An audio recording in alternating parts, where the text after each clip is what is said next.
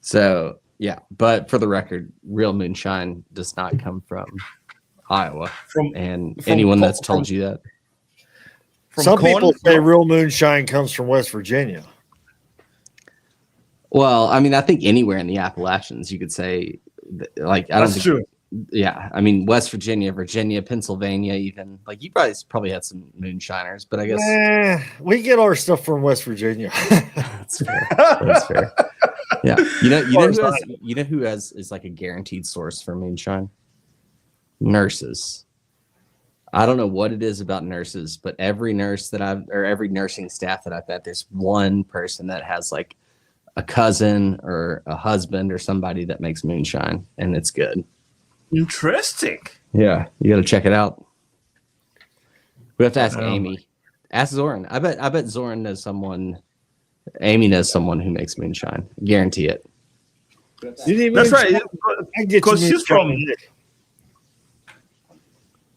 from Tennessee. Like her family is from Tennessee, or right? They live in Tennessee. They live in Middle Tennessee, though. Like that's like not the same. Yeah. Yeah. It's not the same. All right, should we get this thing started?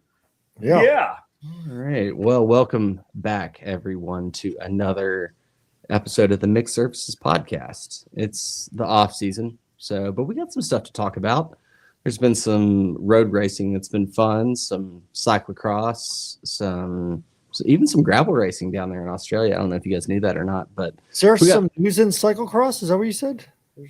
What's that? Happened in cyclocross? Cyclocross, yeah. It's this race where it's a sport where they kind of run with their bikes on skinny tires. It's a weird thing. We'll talk about it though. But yeah, we're glad everybody is with us.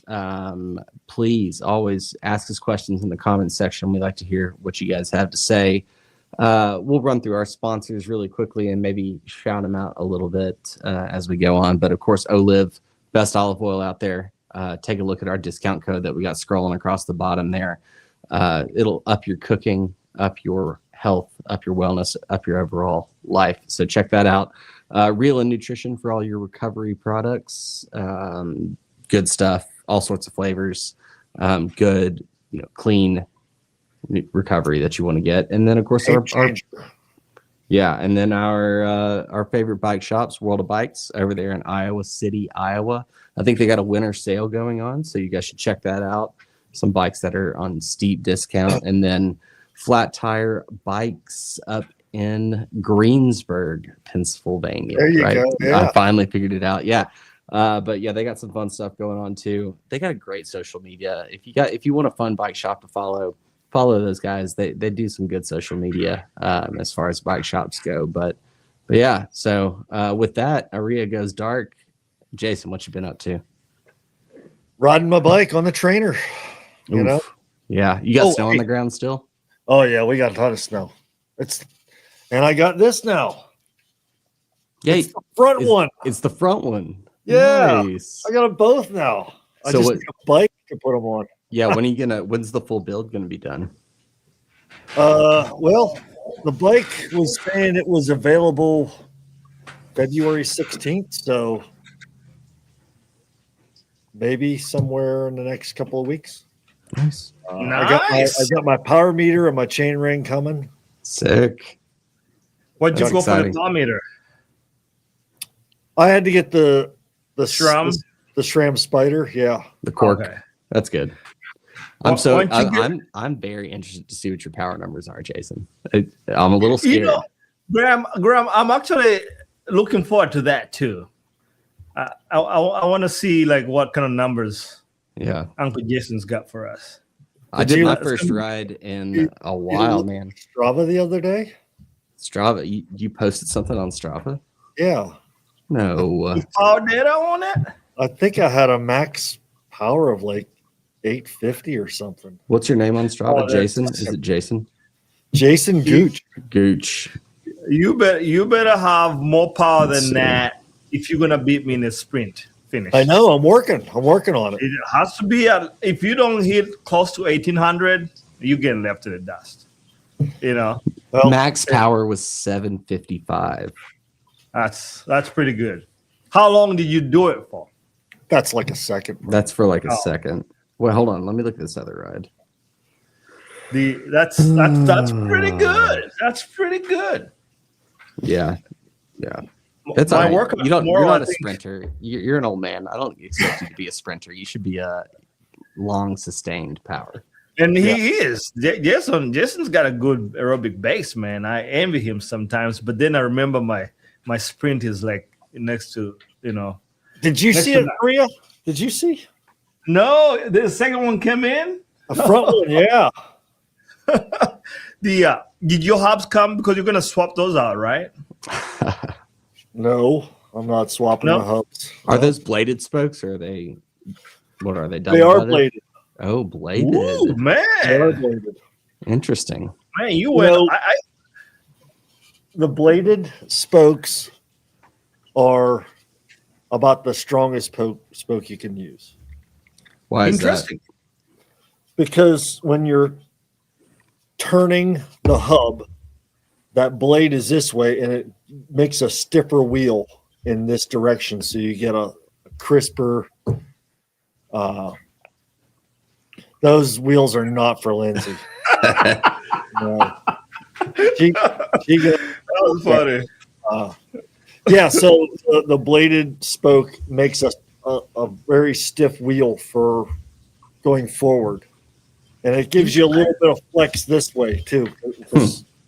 And they say that's their arrow as well, but I don't. They're a little arrow, I guess. Yeah, well, interesting. Graham, is that what you're gonna do for your bike? Are you gonna what's the plan? Have you even made your mind up on no.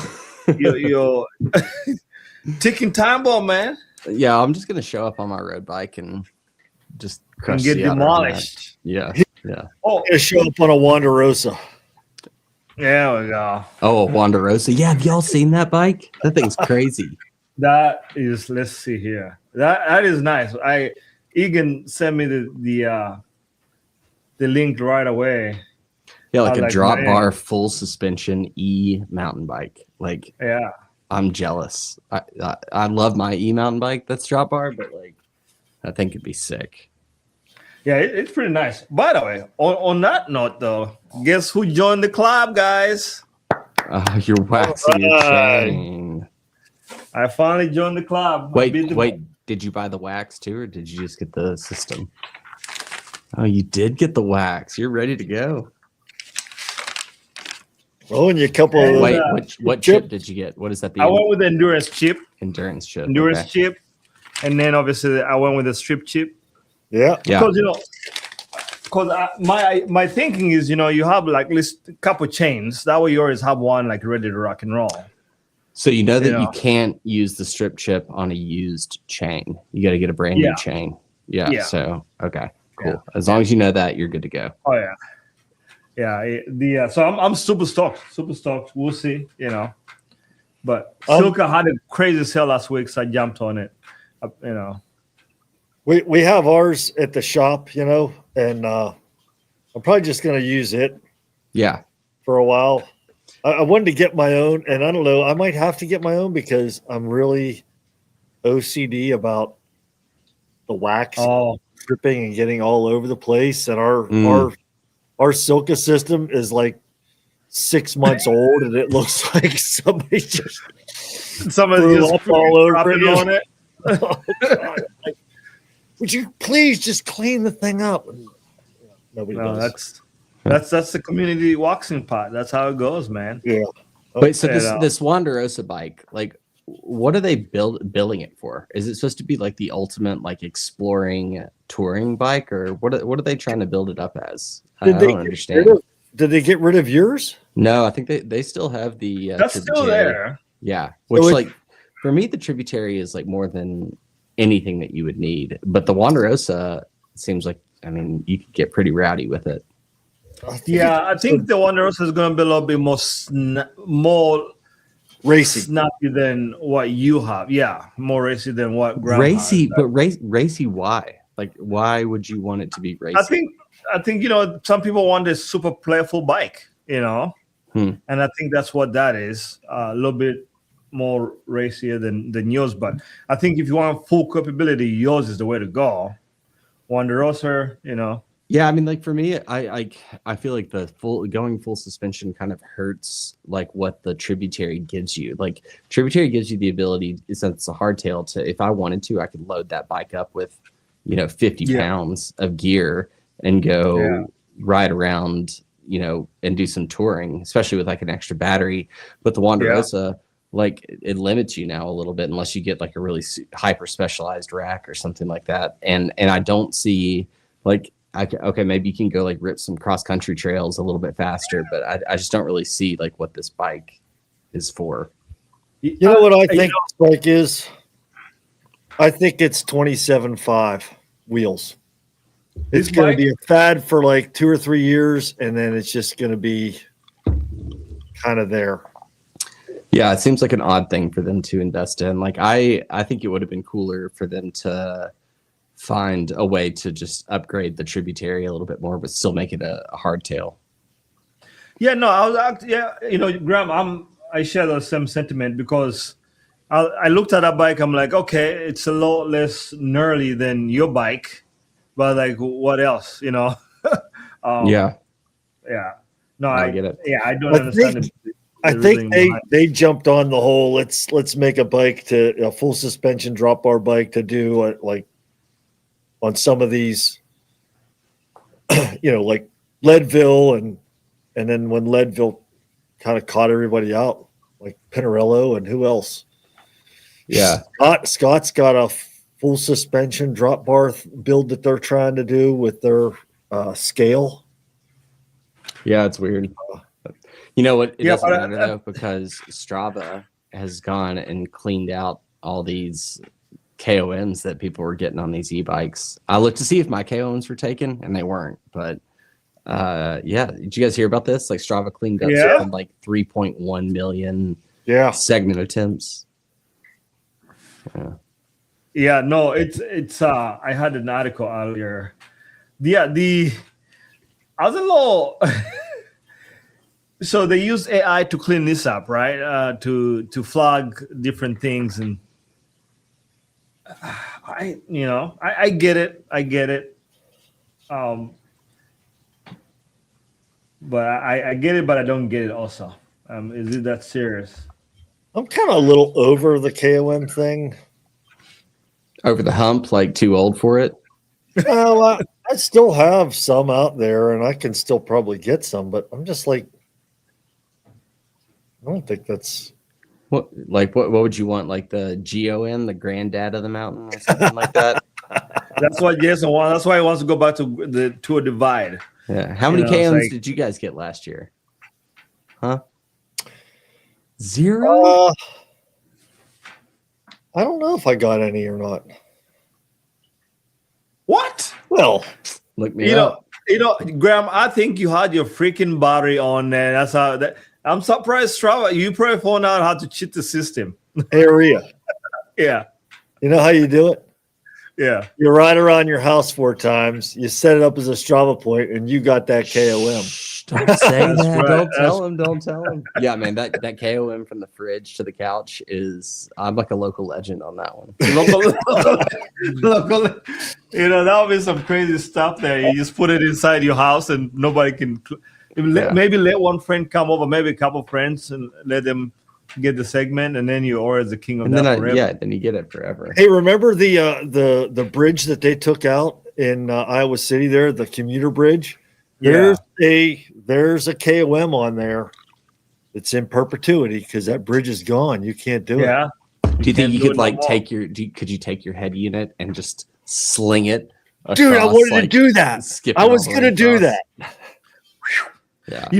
So you know that segment that we used to do, Jason, over on the Corville Strip by right there by the baseball field and stuff. Yeah, tennis field. Yeah.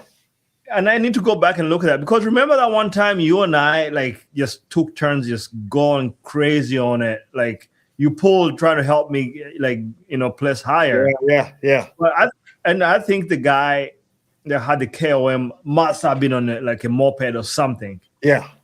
Because it was like Nate, or maybe there's another local guy, and you, and then me. His name was, I'm like, it was Graham. His name was Graham. No. He doesn't live there anymore. But I think that guy was. So I need to go back and look at that because there's no way. I did get a KOM. I remember one of the KOMs I got last year was a downhill over by my dad's house. I like crushed it by like 2 minutes. That's even more impressive. Yeah. Because downhill KOMs are kind of dangerous, huh? It was you got to go for it. It's like a 4 mile downhill from a there's a fire tower on top of the ridge, and it's like from there to the bottom of the hill, and I beat the original KOM by like a minute and a half, 2 minutes. Wow! I did like 8 minutes. It was. Dude, I lost a KOM like 2 days ago. I got the email. I was so mad. Let me see if I can find it. I don't have that problem. Oh, speaking of KOMs and stuff, did you guys see what was his name? Jonas? Is he the one that crashed during training? Oh, yeah. Man, who beat him? Cameron. I don't know. We need to go find that Cameron guy and interrogate him. Yeah, dude. I actually, if it's not too wet tomorrow, I'm gonna go back out tomorrow and steal it and try to get it back. Yeah, mark my words.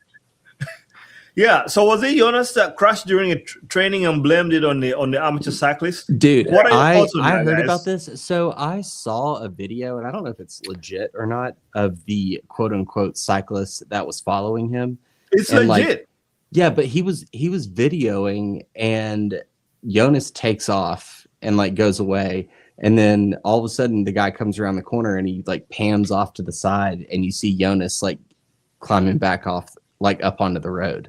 Yeah. So I don't think Jonas was like crashed by anybody. I think that he was annoyed and he tried to get away and he blew a turn. And ran off the road. And then his ego was like rocked. You know, because he couldn't drop this, like, Also, it's like, what the heck? So what I heard was it was the guy was like a semi. He's the guy that was chasing him down or was talking to him and stuff was a legit like faster rider. Like he races and does like, was he U23? I thought. And yeah, he wrote this on Strava, like, I wasn't trying to do anything, and I just was. And he got mad at me for this and that, and then somebody kind of commented as well on Strava that they went by afterwards, and Jonas was all pissed off and stuff. I'm like, dude, yes. I do get it because like, what other sport in the world are you a professional and you have to practice, and then there are amateurs alongside of you? Like, I totally get that, but I put it on the team, like.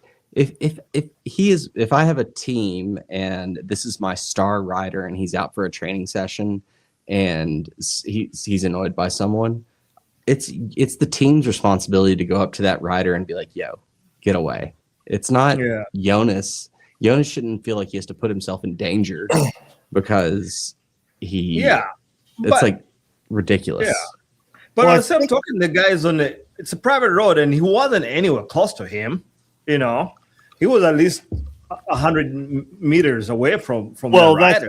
That's where we saw the video from. I mean, who knows? I mean, I could have been riding his wheel just talking shit on him for like 20 minutes, and it's like, fuck you, asshole, and took off.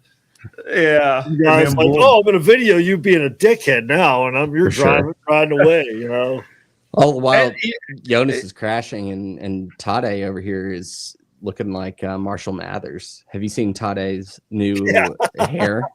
No, I have not. Bro, pull it up if you can. He's straight up Slim Shady. Slim Shady. He looks like, and it was so funny. He posted the picture of it, and then Vanderpool commented. He was like, "Will the real Slim Shady stand up? Please stand up." And I was like, "That's pretty funny." But let's see. Vanderpool. He rides cyclocross, doesn't he? What? Cycle what? Wonderful. Cyclocross, bro. He definitely rides cyclocross. Yeah. Did he do anything special? Yeah. World record for number of world championships and world record for number of like World Tour cyclocross races, whatever they call that. Oh yeah, Oh, there he is, Slim Shady. That's Yeah. Slim Shady. he's dropping a new album. He needs to wear a flat brim backwards or sideways. Mom's spaghetti, Honestly, did you guys ever see Astana? A couple years ago, they released like a rap to hype the team. Are you serious? I think we talked about this actually on the pod. It may have been last year, but yeah, we'll have to bring it up. But yeah, they did like a rap with all these like, Slovenian and French dudes trying to rap in spandex. I want to see Tade do a freestyle like he's Slim Shady. I think that would be hilarious. That would be cool. Yeah. Maybe Eminem will pay them a visit and, they can talk about all their millions that they got. Well, I'll tell you what, that Holst cyclocross course was pretty freaking legit. Yeah, it was super cool. They go through the windmill. Those run-ups were fucking tough. Yeah, they had that one like climb too that reminded me a lot of the Trek cyclocross course. When the Trek World Cup course where they have that really steep climb. Yeah. Jingle Cross. Where they actually have to get off and run up. Yeah. Pretty crazy. Although there was that one climb that he rode up at every lap except for the last one, I think. Yeah. You know what I love about cross is that like cross is fun because it is, as much as the win is important, it's also a sport where like they love style and like panache. Like, it's like Tibor Del Grasso was doing whips. He's like fighting for second place, and he's doing whips like over these boardings and stuff like that. And like, when they do the whips, or like Thibaut Nice, if you go back and watch the race, like that hill you're talking about, that only probably those three rode. Yeah, Vanderpool clears it, Tibor Del Grasso clears it, and Thibaut Nice clears it, and he's sitting there spinning his back wheel, and it's like he should hop off, and it'd be faster to hop off, but everyone cares so much that they would much rather see him clean it than. I do like that about the sport. That and it's another thing that's funny is in road racing, if you win or if you come in second in a race, like they don't put their hands up, they don't cheer, they just kind of ride across quietly. But in cyclocross, like these dudes, if they get second, they're high-fiving. If they get third, they're high-fiving. Like it's because it's cool. And also that you're not gonna win, right? Like if Vanderpool is there, unless something major, it's like, hey, we're all wrestling for second place here. He did walk away from it too. He lap 2, he took the lead, and that's a steep. Look at that. A really crazy steep hill. Like it's impressive. I honestly, how fit these guys are just kind of blows my mind. Yeah, it's crazy. It's just ridiculous. There was that one little hill that had he jumped. He jumped up it. He was like going uphill. I saw that. Like that was crazy. Yeah. Yeah, this is what I'm talking about. See, like he should hop off and climb, but it's like everybody wants him to. He's sitting there spinning his wheel. Man, you're burning so much extra energy for no reason. It's a long staircase too. Yeah, it was a super cool course. Brutal. Yeah, it was. I remember watching it, and just all I was thinking about was a twisted ankle all up and down them steps. Yeah. Well, if you want to get real deep into it, watch the U23 men's race. Yeah. This Italian dude was leading, and he crashed twice, and like it was like real drama. I won't tell you what happened, but he may have won, he may not have won. Yeah. But that was probably the best race to watch because like it was just drama after drama, but pretty fun. Crazy though to see Vanderpool. Like everyone says that he's going to retire from cross after this, and he's the GOAT. He's better than anyone, men or women, as far as number of world championships won. So, 51 like top tier races and what was it? Eight or 9. Eight or 9. Yeah. He only missed 1 year in the last 8 or 9 years. He only missed 1 year. Yeah. I mean, and that was the year that Pidcock won. Yeah. So it's kind of tough, man. I feel like nobody winning that many more races after Van der Poel is going to be almost impossible. You know what I really worry about? I worry that if he retires, it's going to actually kill Cross. The sport, right? Kill the sport. Like, he is so big in the sport that I think it could. I think he killed the sport. I mean, it's already dead in the States. So yeah. I don't think he's going to retire. I do. Well, how old is he? 29 or 30. Yeah. Okay, so he might be like, maybe just focus on trying to win something on the mountain bike side. Well, that's what he really says he wants to win the world championship in mountain bike. But what I could see him doing is focusing on mountain bike, try to win the world champs in mountain bike, win the world champs on the road, and then only race the world champs for cyclocross, because he would still win that, right? Like, he could show up, no races, no prep, no nothing, and I think he would still win. Not if Keegan's there, man. Keegan and Bias specialize, on the mountain bike. Not if those two guys are there. I don't know about that. What? I know we talk bullshit on this podcast, but let's rein it in just a little bit. Just a bit. No, hey, I do want to talk. So pivoting from cyclocross back to gravel, I think my dream has come true. Do you guys know why? No. The Rafa gravel team. Okay. Hear me out. Okay, I want to. Okay, hear me out. All right. Hear me out. Well, first off, what's my dream in gravel? You want teams in gravel. A team. Did you listen to anything that Rebecca Rush said the last time she was here? You know how little I talked on that podcast because I was going to let I kept my mouth shut because she's smarter than I am. However, so listen, like, just the line. So the rattlesnake gravel happened in Australia, right? I don't know if you guys know about that, but the Rafa women's and men's team dominated. Women's, they won. Men's, they won. But this men's team is going to be Romain Bardet. And for those of you who don't know who Romain Bardet is, he is a former World Tour cyclist. Yeah. Tour de France, like top 5. Stages? Yeah, stages. He's placed top 5 in the Tour de France. He's very good. He just won the rattlesnake gravel. They have Romain Bardet, Cam Jones. They have Ian Boswell and several others. So, and all of these guys are committed to coming to Unbound. So I think teams, after seeing what happened at Rattlesnake and that the 5 of the top 6 were all on the Rafa team, I think that you're going to see actual team tactics this year at Unbound.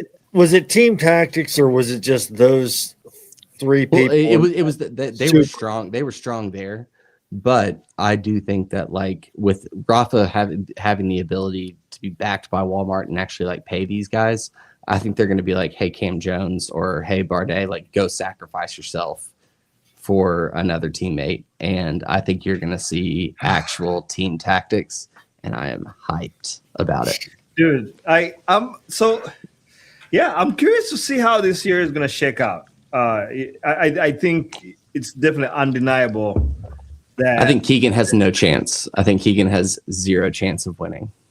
No, you're wrong, dude. You can't cut that guy out, man. No. I think he has. I bet Keegan places 4th or 5th, and I bet you Matt Beers places 2nd or 3rd, and I bet you it's either Cam Jones or Romain Bardet as a wild card if he decides to chase it. That's true. Yeah, we're gonna see. It's gonna be interesting.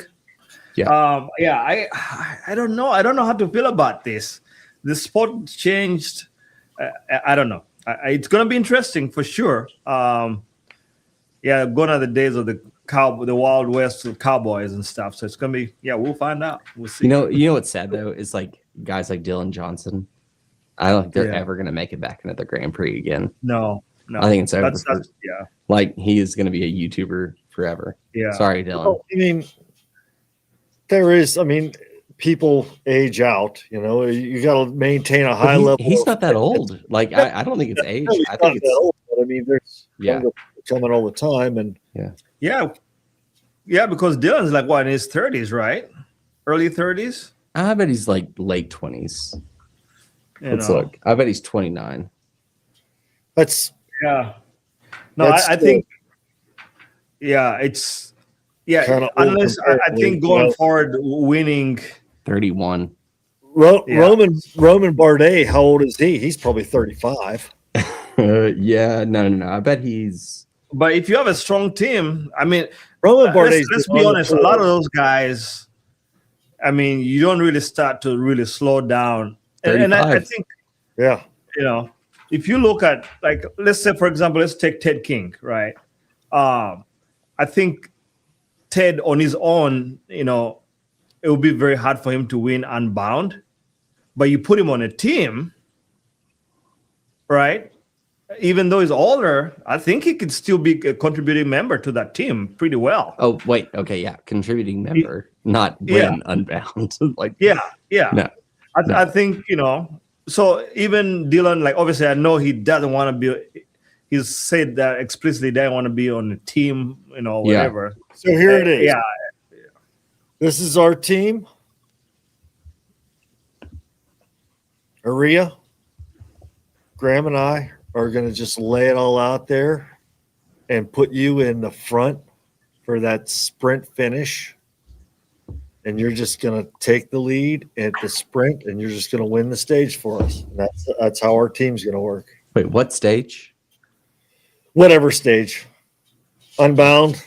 Ragbri, day 2. Me and you, Ragbri. Oh, man. Is Ragbri even going to happen? Because I saw what Dengar 1313 said, and Iowa seems like they're on the warpath right now trying to ban freaking bikes. Man, I don't see it happen. That's just I don't know. Can we like I know not all of our listeners are from Iowa. The stupidest asinine set of laws that these jackasses could have ever come up with.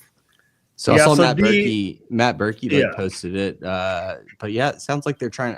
It was aimed at e-bikes, but it seems broad sweeping. Like, can you walk through the details of it, Uria?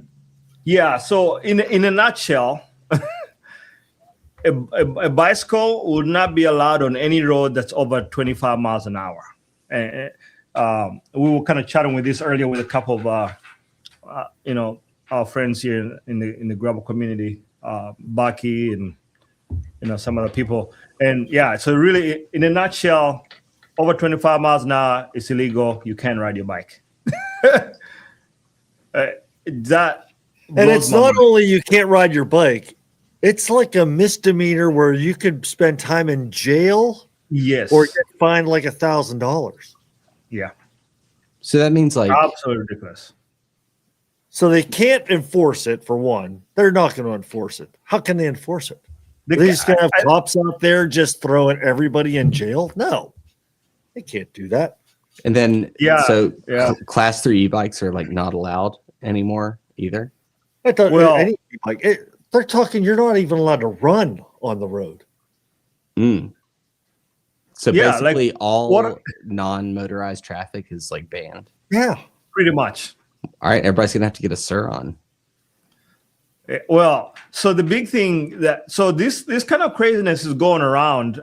New Jersey just passed a law there. You have to have a driving license to freaking and liability insurance. Yes, like think about if you have if you're missing an arm, like there's some people are able to ride e-bikes because it's a little bit better. Like then those guys don't have to depend on somebody driving them to someplace, or visually impaired, but you could still ride a bicycle to go to work, even if it's 7 miles. Ride like nice little highway. Maybe you live in Riverside and you work in Iowa City. You could ride your e-bike and not be sweating, get to the university to work. Like, and aren't scooters still like anyone can get a scooter, right? You don't have to. I had it like because I see all the college kids in Iowa getting scooters. You have to have a permit. You have to have a permit. But they would scooters. You're not allowed to ride on the road anymore. Nothing on the road. Yeah, and I think Florida's trying to do the same thing, kind of something similar to that. And obviously, Iowa representatives have been drinking the same Kool-Aid. I'm like, do these people actually go out in community to see how their communities would be impacted? Like, what? The bike infrastructure here, like here, Iowa City, okay, it's a little bit better. But on a gravel road now, you can go to jail. Yeah, what is the speed limit? Because the speed limits on gravel roads are like, what, 55 or something? 55, like yeah. Throw whatever you want. There's no speed limits out there. You can fucking do 90. Right? Bro, I want to see a Monday Night Gravel like protest that just rides through every major road in Iowa City, like 70, 100 people, like get up in there and do that because that's ridiculous. We're gonna have to get out there because it's insane. It just blew my mind when I got the link earlier today. I was like, you can't be serious. So what is this? It's not in law yet, right? Like it's no, they just it's a proposed bill. So listeners, who are your local representatives there in Iowa? Yeah, I'll put the link of the bill in the show notes. So if you're interested, take a look at it, call your representative, and tell them this is BS. Like, take a visit into your communities and see what people use this. All the revenue that bikes, it's undeniable that bicycles generate crazy revenue in the community. It's proven. Look at Big Grove. Here, Cedar Rapids, Des Moines, like a lot of cyclists, help this business. Now you tell them they can't ride on the roads. Ridiculous. So, College Green ride, done. Yeah. Drop-in ride, done. Yeah. Any gravel race or any bicycle ride that your sanctioned event would have to have some sort of special permission. Yeah. To be done. Yeah. And also once you get into that murky water of like doing special stuff, then what about the other people that think their commute to work is important? Yeah, a lot of people that work at the university. So obviously they just want more people buying cars. Yeah. And driving more. Well, if I'll take an example for the university, I know a few people in our gravel community here that ride to the university. Because now that they don't have a car, the parking situation is horrendous. It's like $100+ a month for parking. Yeah. It's like, I might even be wrong on that number. I might be even higher. So it's like, yeah. I think also I know I'm not going to call out Matt Berkey specifically, but I'll call out Matt Berkey specifically. He's a terrible driver. So I would much rather have these guys and girls that have been commuting by bikes stay on bikes because they're not good behind cars. So let's not do that. Yeah, Bucky, I've never seen him behind the wheel. I know Chad has a car, but I've never seen him drive it either. It's like all these people that I just identify by the bicycle, Blake, I know Blake has a car, but it's like, I'm like, yeah. For the general public good, let's keep this bill off the table. So we don't have those people driving. But we definitely will have to. Yeah, we'll put the link in the show notes so that you guys can actually go and reach out to your representative. Yeah, did you guys? So on another note, the Alula, did you guys see that crash? Dude, that was awful, so bad. Several listeners, I don't know if you could pull up the shot of it, but man, these guys crashed going 55 miles an hour, and I mean it ripped off every bit of skin that they had, and then they fell into rocks. Like I was surprised no one actually got like seriously. That was yeah. You know what's funny is that last year in that exact same tour, they crashed. Do you know? It was windy. There was sand on the road. Like, what was really interesting is like usually when like the peloton goes down a descent, like there's a pretty uniform like line of people that are all pretty close to each other. But it really seemed to me that there was something, I don't know if it was wind or if it was sand on the road, but those guys were very far apart from each other. And I don't know what caused it, but it was just kind of like weird. Like they were not taught, like you said, and they just started sliding out. But they were so lucky because the barriers, the concrete barriers, were just like a few more meters down the road. Like if they had crashed there at 60 miles an hour, you are done for. Well, it's funny because like so they went down that descent, and then the next climb that they did was actually a descent in last year's Alula tour.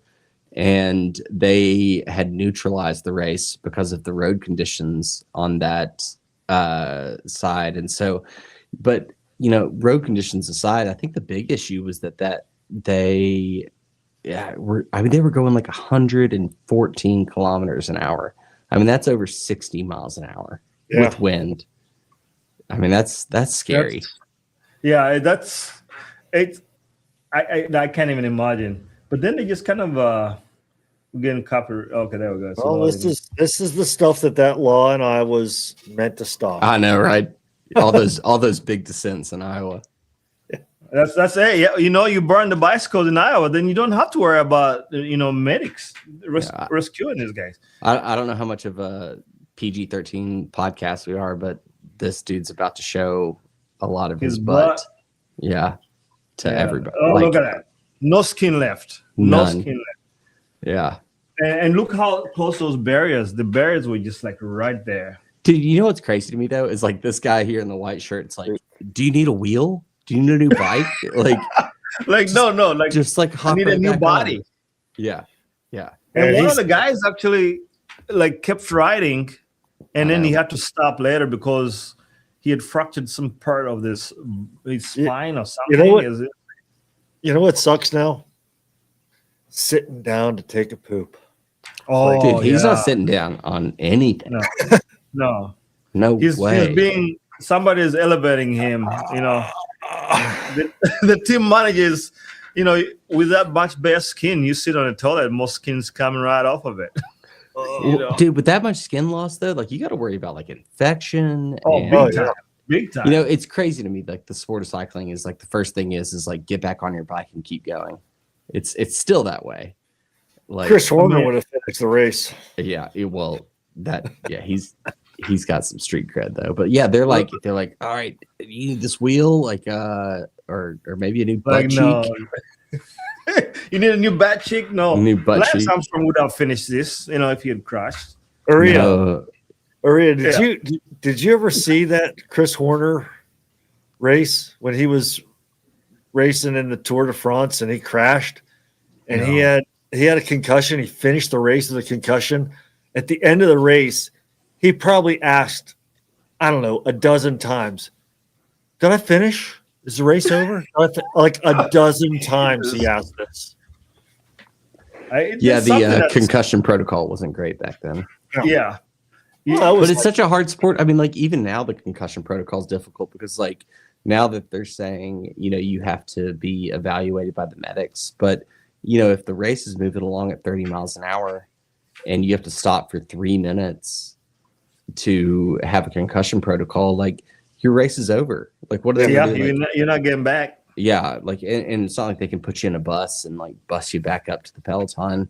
I don't know what the right answer is for that, but maybe it's like I've seen more and more talk about these airbag products like with in bib shorts, which I don't know, maybe that makes more sense, but might not be aero. What happens if you crash, the airbag deploys and then you're sitting there with this airbag? And now what? You got to get new bib shorts with an airbag to get back in the race now? Well, yeah. Some people would say that like the aero, like if you had an airbag that deployed over your chest, like a little bladder right there is actually more aero. So maybe they call it the aero bag. It works out. Don't the bunk babes have boobs are arrow? Boobs are arrow. Sorry if you have your kid listening. Sorry, but has that even been proven to be true? Yeah, that's why World Tour teams are putting the radio in the front now. If you look, especially on like time trials and stuff like that. Yeah, radio will be in the front. People are putting bottles down the front. Like that's how when Lachlan won the one Unbound, he had a bladder down the front of his chest. Until you fall on that. Well, I mean, a bladder is okay, but if a bottle you crush on that thing, you're gonna have other problems if it's full. Yeah, well, I guess if you crash with a radio in your back, that's not probably good for your spine. Yeah, I guess. Yeah. And Kate Courtney riding on the crown brace of her stanchions like there's like, dude, I tried that. So I went mountain biking the other day and I was riding on some gravel and I tried riding like that. Terrifying. Like, but it's doable. It's pretty nice, isn't it? It's doable, but like she was doing it on like off-road terrain. Yeah, I was doing it on like smooth gravel and you're still like super scary. How much faster did you go?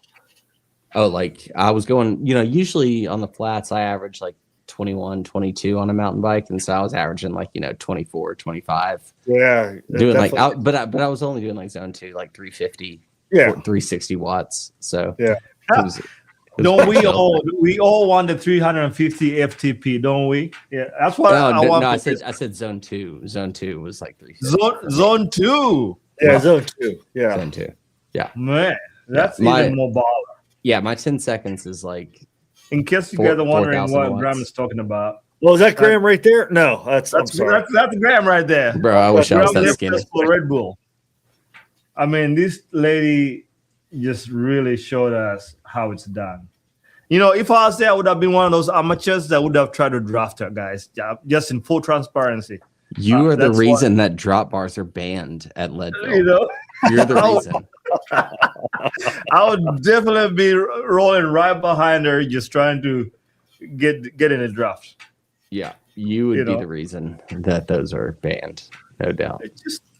I obviously I try not to. Okay, so what are you guys? Let's talk about this because I've seen this come up on the internet a few times, and I want to know, viewers, please let us know the drafting somebody random on while they're out there riding their bike. You come up on this guy. It's a windy day. You're like, let me just hang out here.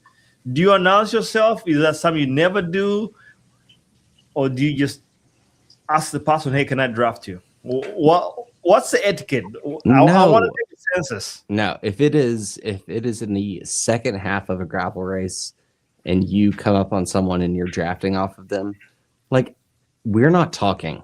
Like we are just surviving. And so I will draft. And then if I can take a pull, I'll take a pull. And if they don't talk to me, that's fine. Like, but I don't know. Like I announce yourself like, hello, good sir or madam. Good sir. I'm going to be sucking your wheel for the next 20 minutes. So I'm here. Like, no way. No way. Right? Yeah. They might be even more annoyed that you're talking to them anyway. Exactly. In the first place. Is it a rule? Why do you bring it up? Is that a rule? I like to come up behind him and say, "Hey, can you go a little faster? I'm getting a little bit. I got some more gear back here. You want to go a little faster, dude? That's what I said too. I do that all the time. I just like it. Like, but apparently, and I get it that dudes will draft women, and some women don't like that. So it's been a census of what is the right etiquette. Do you just, if they're riding safe, they're paying attention, you just let it be and just let them enjoy their draft and you enjoy your ride and just, yeah. If I'm tired and it's the end of the race and there's someone to draft, I will draft off of them. Me too. I do that all the time. even if I'm stronger than they are, but I need a rest so I can continue to go on by them, I will draft off of them. And I would not care if someone comes up and rides my wheel and does the same thing. Absolutely. Like, gravel races, 9 times out of 10, you're not like in a pack. You're doing it by yourself or with like a small group of people. So any teamwork, no speed at gravel. I don't care. I just want to finish at that point. I hate the decision that I made to go race the race. And I used to do group rides, and I would be doing group rides. And if I could hear people talking behind me, I would speed up until they stopped talking, which is totally fine. That's totally fine. Because like you're still doing more work than they are. Like you're still doing more work than they are. Now group rides are fine. I got yelled at in a group ride here in Chattanooga, like a fast ride where I was like, I didn't know what I was doing, and we went on a hill and I started going harder. And this old man just was like, "We're all trying to fucking hold the wheel. Why are you accelerating?" And this nice lady was like, "He's new. He doesn't know what he's doing." And I was like, "I'm new." But he's from Iowa. They don't have bikes there. They don't allow bicycles on the road. we all ride penny farthings and right. I got yelled at in Iowa City. It was it was 4 of us, me and Derek, and we're going up a little hill, and I got out of the saddle a little bit and just started to pull up, and then at the top of the hill, I got bitched at for getting out of the saddle and ride. Like, why didn't you just keep riding hard? And I'm like, too strong. Too strong. You're blowing the stuff up. You're blowing the ride up. I didn't blow anybody up. I just rode a little. Just chained up the pace a little bit. Yeah, no, it's very, very interesting. But yeah. So that's no, honestly, and I think as amateurs, I'm usually mid-pack of gravel races, so I'm not winning anything. But I think what I've seen is like a lot of times we can stand to work together. Like Graham, you made a good point. Is like you come up to so many people towards like there's 10 miles to go. You're 90 miles in. Wind is killing you, and everybody else just wants to ride by themselves. I'm like, no, let's work. Even if 2 people can make the time go by so much faster. Dude, but that's what sucks about gravel is like, I noticed this in Iowa. Like, people don't know how to work together in gravel. Yeah. Like, it is so annoying to me. Well, road people know how to work. Road people know how to work together, but like it's like you come up to someone and you're like, okay, I'm gonna pull a turn, and they either like you finish your turn and they try to like drop you, or they don't wanna. That does really annoy me, which is hey, just because we're off road, drafting is still a thing, especially out there in like and it will save you. Like nothing against like the gravel scouts rides on Saturdays, but that was one of the biggest reasons I didn't want to do those rides, is because like everybody goes out and they just ride their own ride, and you have like 11 people and everyone's spread out across 2 miles. I love it. So I'll go back a little bit. I'll pull back a little bit on that. So I like that we, the times I've joined the scouts on the weekend, Jason's been there, whatever, Graham. But usually it's like after lunch, and I think reason being people have things, engagements after the ride. So you learn to run a little bit faster to stay with the group. But the thing is, though, is that if people would just ride together and take turns and like roll turns, you would go 3 miles an hour faster. Everybody would. Yeah, they've changed it. They have different ride distances now. But it doesn't matter. It doesn't matter. It doesn't matter because they all have the mentality of, if you get on someone's wheel, they're like, okay, I'm going to try and drop you. Yeah. That is what everyone's mentality is. And it makes 0 sense to me. Like, it would be so fun. Like, and that's what I liked about the Wednesday rides with Sugar Bottom, is that you had some roadies in there that would want to roll turns, and all of a sudden you're like riding at like 19, 20 miles an hour on the gravel. Like, that's awesome.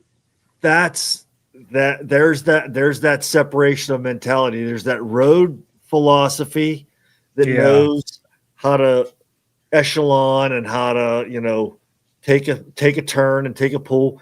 And then there's the gravel that's, it's usually kind of every man for himself type of thing. And there is silly. Sometimes there is a big discrepancy in fitness and strength and stuff. But like in gravel, that can be like you can tuck a weak rider in like third or fourth wheel you in a group of 7. Reality half the time. I know. Yeah. Usually it's so frustrating. Yeah.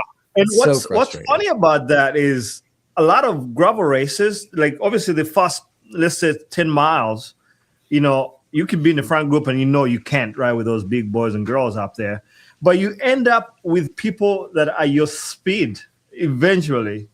And you think that would just be like, hey, let's form a little group, but everybody's kind of, on their own. What would have to happen is the slower people would have to ride a little bit faster than what they normally do. And the fast people would have to slow down a little bit, drop back a little bit and kind of shepherd along, and you know what I think the big reason for that is though, is that in road racing, there is such a deep-seated culture of how road riding goes to where there's the idea of a peloton, the idea of a breakaway, the idea of all of these different set in stone kind of mores that go along with road riding, and that overpowers people that come into the sport and they adapt to those mores. Whereas gravel riding, the idea that anyone can be a gravel rider if they get a bike and they go out and they just do an adventure.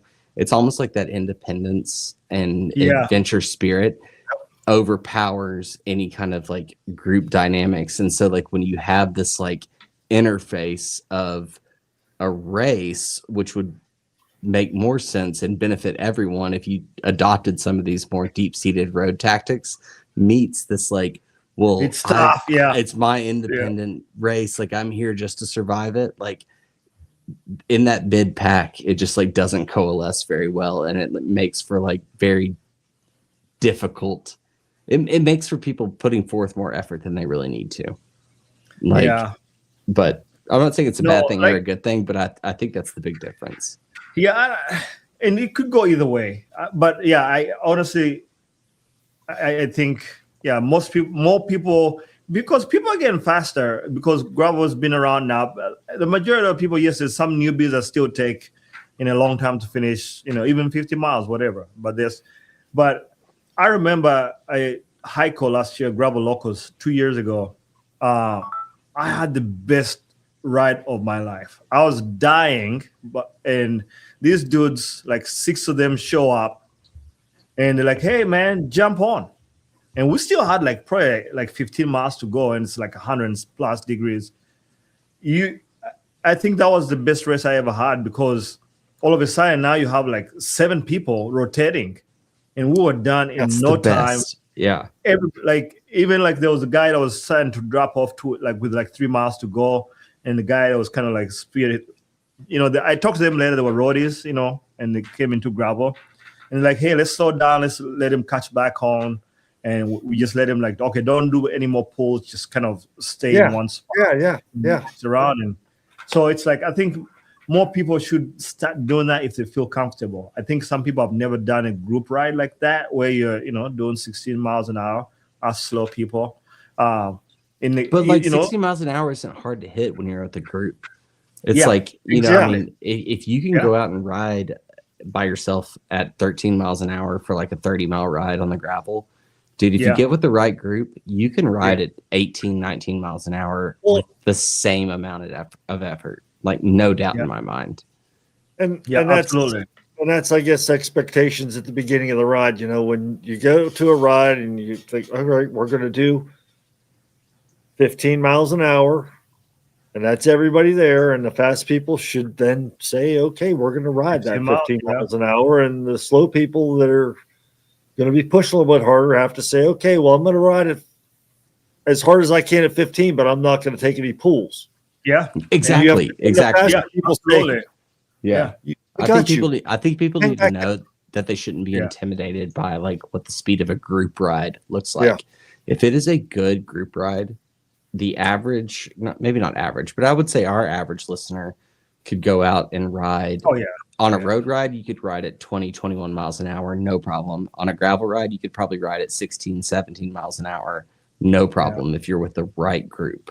Yeah. But it's just like, it'd be very interesting. I bet someone could build like a bell curve of like, because you got the schism, right? You have the pointy end of gravel racing right now, which truly is road tactics. And if happens what I want to happen, teams, it's going to be like really towards road tactics, where conserving energy, utilizing your efforts to like burn the matches when you want to break away or for a sprint or whatever. But then on the other end, you've got like people that are just like living their own adventure, just trying to complete the race. And like somewhere in that middle is this like sweet spot of people that are like trying to complete their own race, but also understand like group tactics and are fast enough to get with like a group of people and can rotate.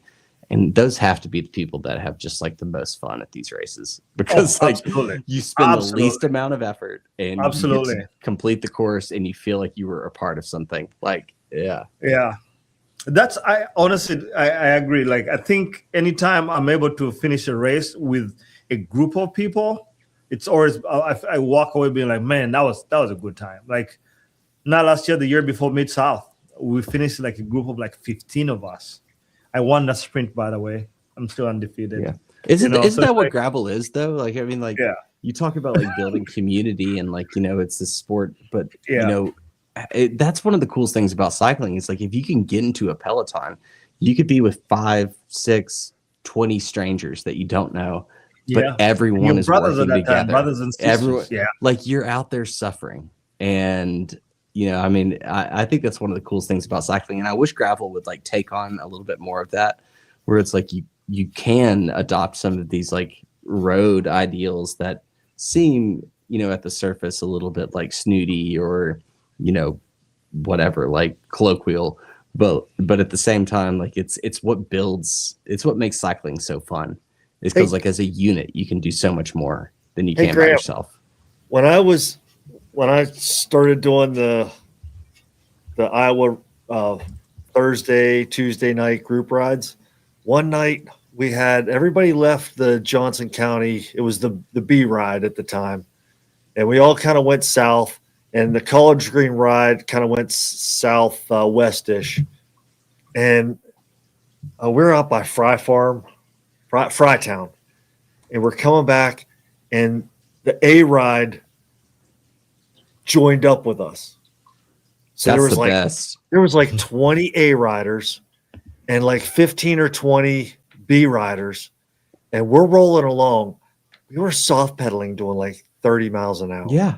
If you get it right, dude, it's crazy. It was amazing. Insane until Ben Anderson, of course, crashed with what's his name? The older guy that is really, really fast. Jim Cochran. Yeah. Those two, I think it was those two crashed. It was like a sprint point, and they crashed, and it just like all went to shit. Yeah. But to your point, like, I do love rides like that where the B route cuts off and the A route comes back in with them. Yeah. Because then if you're feeling fresh and you're like close to the B level or close to the A level, but not quite there, like maybe you're feeling yourself and you're like, okay, the A group comes by, I'm going to jump right on and try to hold on. But yeah, some of my friends would scoff at what I'm saying, but I think there's some road things that it should be adopted by gravel and make life easier for everyone. Point. Right here, the gravel Scots right here. This was a crazy windy day, but we made it back in record time. We just peloton the whole time. You could see these powerhouses on the front, just killing it. Yvonne hanging on the back for dear life. We told her, don't pull, I was just going to ask has she ever drafted you? Because usually I see you drafting her all the time. Oh, ridiculous, my man. Who were you following? Right, who was in front of you? Blake, Chad, and Bucky up front. Okay. Yeah. And you know those dudes, they have to be like. I would like to put power meters on all three of those guys' bikes and see what they can do in the flats and stuff. They're easy to draft because they're so big.